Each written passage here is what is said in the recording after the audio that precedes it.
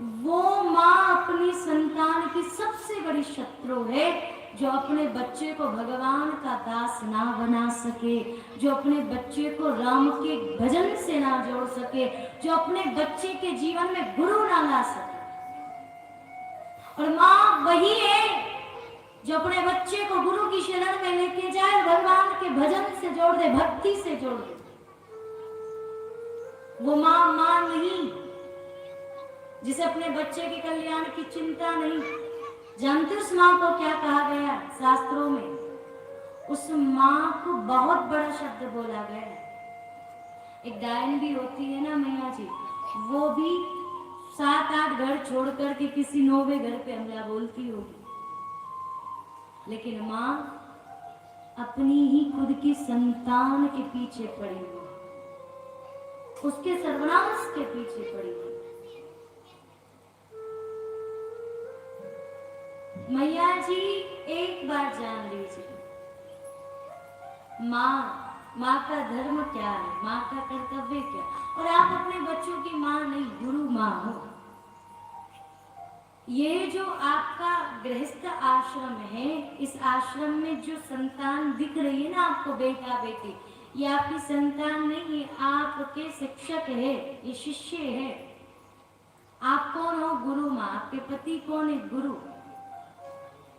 भगवान ने ये जो संतान है ये तो आपकी शिष्य है। पुत्र ये किसके है? संतान ये किसकी? बोले ईश्वर की। ईश्वर ने अपनी संतान आपके गृहस्थ आश्रम में भेजी है। क्यों भेजी है? कि आप इन संतान को कुछ सुंदर शिक्षा दें, आप इन्हें कुछ सुंदर ज्ञान दें। भगवान ने अपनी संतान आपके यहाँ प्रदान कर दी, आपके यहाँ भेज दी। आपको कोई बांझ ना कह सके तो भगवान ने कृपा करके अपना पुत्र, अपनी बेटी आपके यहाँ भेज दी।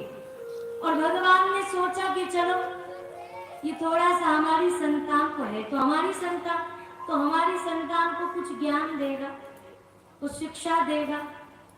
लेकिन व्यक्ति क्या कर रहा है संतान भगवान की, पर संतान को अपनी समझ के मेरा मेरा करते हुए जीवन जी रहे। कितना बता दिया अपने बच्चे को, कितना सिखाया भगवान के बारे में, और कितना बैठा के बताते हो भगवान की भक्ति के बारे में।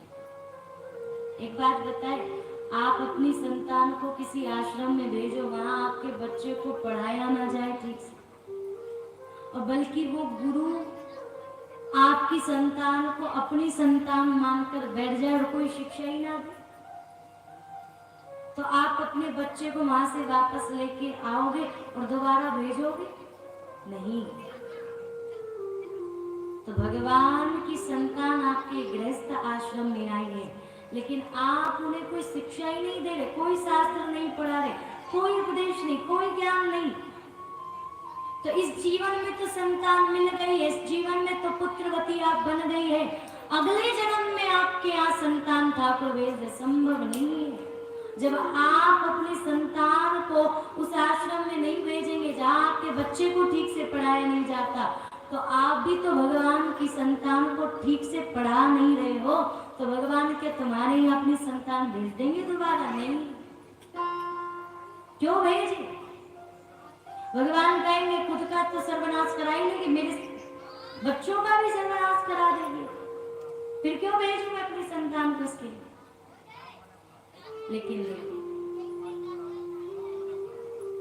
गुरु और गुरु माँ का कर्तव्य है शिष्य को सुंदर ज्ञान देना, सुंदर संस्कार देना, उपदेश करना।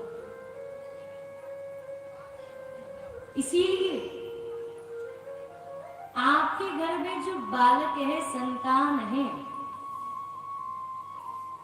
आपका धर्म है कि आप अपने बच्चों को सुंदर उपदेश करें, बैठाए, सुंदर ज्ञान दे, उनसे भक्ति करवाए, उनके जीवन में भगवान का भजन लेकर के आए, उनके जीवन में कोई ऐसा गुरु लेकर के आए, आपके बच्चों का कल्याण हो